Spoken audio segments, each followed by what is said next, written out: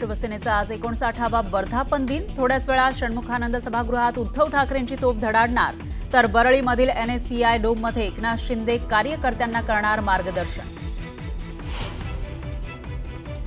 शिंदेंच्या शिवसेनेकडून मनसेसोबत युतीची चर्चा अंतिम टप्प्यात आल्याची सूत्रांची माहिती। चर्चा पूर्णत्वाला नेण्यासाठी एकनाथ शिंदेंकडून राज ठाकरेंना लवकरच स्नेहभोजनासाठी निमंत्रण पाठवलं जाणार, सूत्रांची माहिती। वर्धापन दिनाचा कार्यक्रम संपल्यावर शिवसेनेच्या मंत्र्यांची बरळीमध्येच होणार बैठक।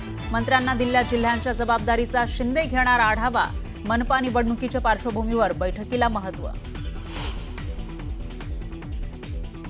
मुख्यमंत्र्यांना एलिमिनेट करण्यासाठी शिंदे गटाकडून अघोरी विद्येचा वापर। युबीटीचे खासदार संजय राऊतांचा गंभीर आरोप।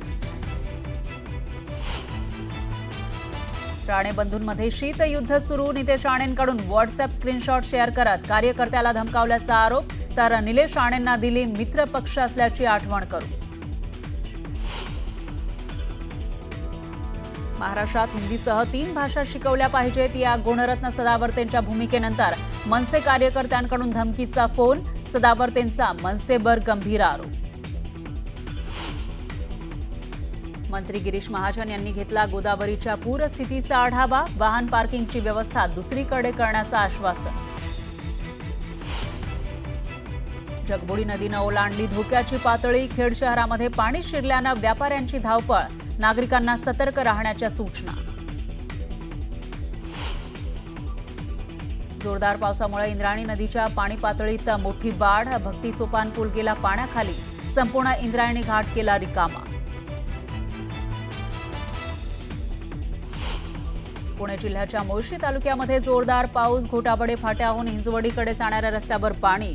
रस्त्याला ओढ्याचं स्वरूप आल्यानं वाहन चालकांची कसरत। आणि संत ज्ञानेश्वर माऊलींच्या पालखीचं थोड्याच वेळात पंढरपूरकडे प्रस्थान।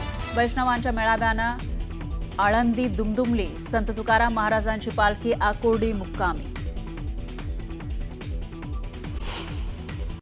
पाहुयात पुढची बातमी। रायगड जिल्ह्याला मुसळधार पावसानं अक्षरशः झोडपून काढलेला आहे। रोहा शहरातून वाहणाऱ्या कुंडलिका नदीनं धोका पातळी ओलांडली आहे, त्यामुळे नदीकाठचा परिसर पाण्यात गेलाय। अनेक लोकांच्या घरामध्ये पाणी शिरलेलं आहे। या पुराची ड्रोन दृश्य आपण बघू शकताय न्यूज 18 लोकमतच्या माध्यमातून। कशा पद्धतीनं जो संपूर्ण परिसर आहे तो जलमय आपल्याला दिसून येतोय। लोकवस्ती फक्त थोडीशी जी उंचवट्यावर आहे ती पाण्यापासून वाचलेली आहे। दुसरीकडे मात्र आजूबाजूचा परिसर आपण बघितला तर तिथे फक्त पाणीच पाणी आपल्याला दिसून येत आहे। तर ड्रोनद्वारे टिपलेली ही दृश्य आहे। सौजन्य योगेश देशमुख यांनी ड्रोनवरून ही दृश्य टिपलेली आहेत। रोहा रायगडची ही दृश्य आपण बघतोय।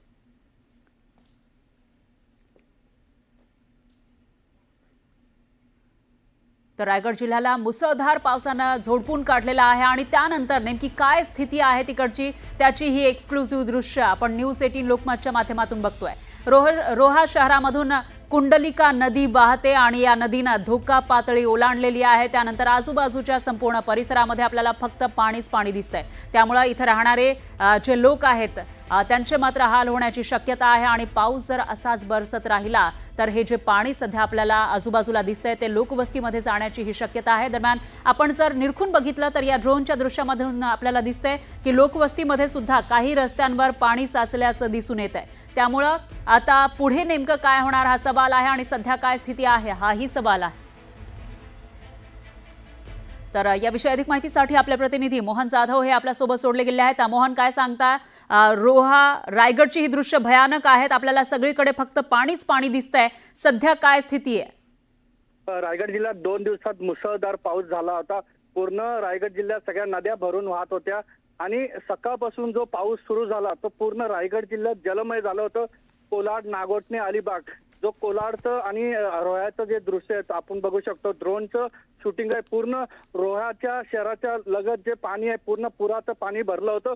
कुंडलिकेचं पूर्ण शहर जे रेल्वे स्टेशन असू दे पूर्ण 1 ते 2 किलोमीटरचं अंतर पूर्ण रोहा जलमय झालं होतं। तसंच नागोठणे एसटी स्टँड, परिवाडा या ठिकाणी दुकानांमध्ये पाणी शिरलं होतं। अलिबागमध्ये ती पण तीच परिस्थिती होती। पूर्ण रायगड जिल्ह्यात हीच परिस्थिती होती। खालापूर या ठिकाणी पण पाणी भरलं होतं। जास्त करून नागोठणे आणि रोहा या ठिकाणी जलमय झालं होतं। पण आता दुपारपासून पावसाचा जोर कमी झालाय आणि पूर पण कमी झालाय। बरोबर आहे मोहन, याविषयीची अपडेट आपण घेत राहूया. धन्यवाद तुम्ही दिलेल्या या सविस्तर माहितीसाठी. पाहूयात पुढची बातमी. पुण्यात पोलीस कर्मचाऱ्यानं स्वतःचा जीव धोक्यात घालून वाहून जाणाऱ्या दुचाकी स्वाराला वाचवलंय. पुण्यामधील खराडी केशवनगर भागात पुलावरून पाणी वाहत होतं आणि त्यामधून दुचाकी स्वार अडकला होता. सिद्धनाथ खांडेकर असं या सहाय्यक पोलीस निरीक्षकाचं नाव आहे, ज्यांनी या दुचाकी स्वाराला वाचवलंय. तर या धाडसी पोलीस कर्मचाऱ्याचं सर्वत्र कौतुक केलं जात आहे. ही दृश्य आपण बघू शकतोय कशा पद्धतीनं एक तरुण दुचाकीवरून जाताना इथं अडकलेला होता. मात्र या धाडसी पोलीस कर्मचाऱ्यानं स्वतःचा जीव धोक्यात घालून दोरखंडाच्या सहाय्यानं या तरुणाचे प्राण वाचवले. आणि याविषयी अधिक माहितीसाठी आपले प्रतिनिधी अभिजित पोते हे आपल्यासोबत जोडले गेले आहेत. अभिजित, अतिशय थरारक असा हा प्रसंग, सगळीकडे पाणीच पाणी दिसतंय आणि त्यामध्ये अडकलेल्या या तरुणाची सुटका, नेमकं काय घडलं होतं?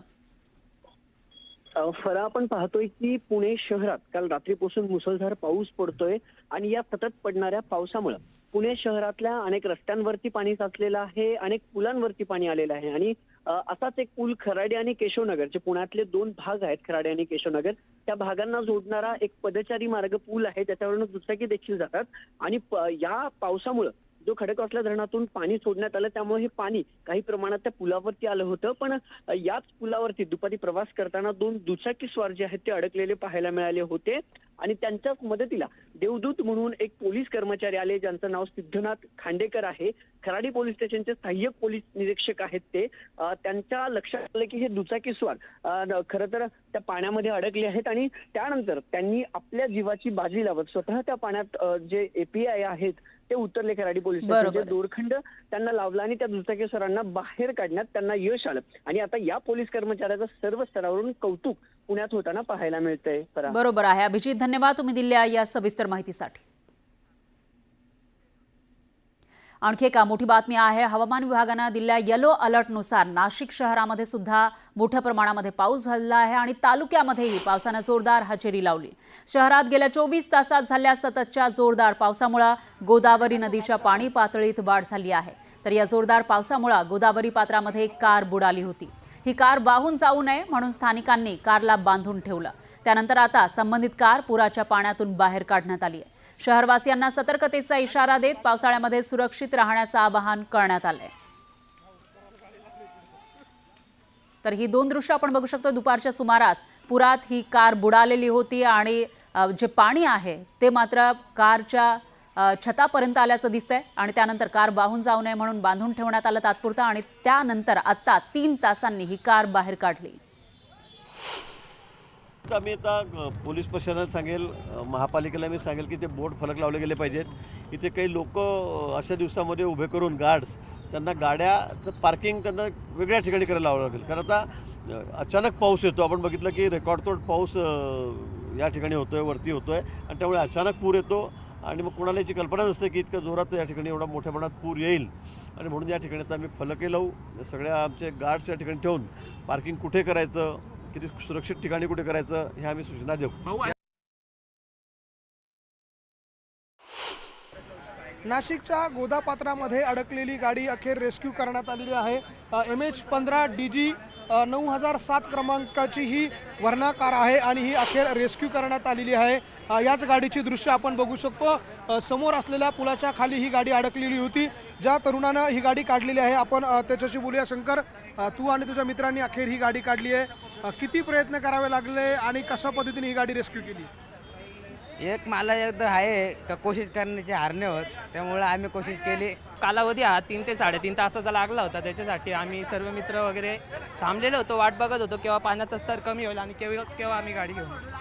आणि किती जण तुम्ही होते गाडी काढण्यासाठी? किती जण? आम्ही निमान 8 ते 10 जण होतो गाडी काढण्यासाठी. 8 ते 10 जणांची ताकद लागली त्याच्यात. हे सगळे नाशिकचे तरुण आहे आणि त्यांनी मेहनत केलेली आहे. आपण जर गाडी बघितली तर या गाडीच्या हेडलाईट पासून तर गाडीच्या आतमध्ये पाणी गेलेलं आहे आणि हीच गाडी जी आहे ती रेस्क्यू केली जाते. प्रयत्न जे आहे ते या तरुणांनी केले. वाहत्या पाण्यातून प्रवाहित पाण्यामध्ये खरं तर ही गाडी याच दोरीच्या साह्यानं या तरुणांनी अडवून धरली.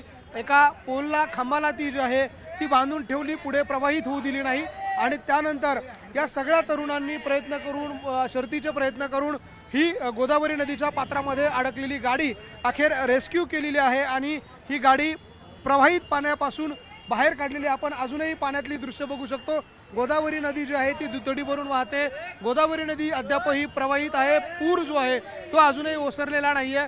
मात्र अशा सगळ्या परिस्थितीमध्ये केवळ 1.5-2 फूट पुराचं पाणी खाली आलं आणि त्यानंतर या तरुणांनी शर्थीचे प्रयत्न करून ही कार जी आहे ती अशा पद्धतीने पाण्याच्या बाहेर काढलेली आहे. त्यामुळे गेल्या 3 ते 4 तासांपासून सुरू असलेल्या या तरुणांच्या प्रयत्नांना यश आलं आणि त्यानंतर ही गाडी बाहेर काढली आणि गाडी बाहेर काढल्यानंतर गाडी मालकांनी मात्र सुटकेचा निश्वास सोडलाय. व्हिडिओ जर्नलिस्ट हेमंत वागुलसह लक्ष्मण घाटोळ, न्यूज 18 लोकमत, नाशिक.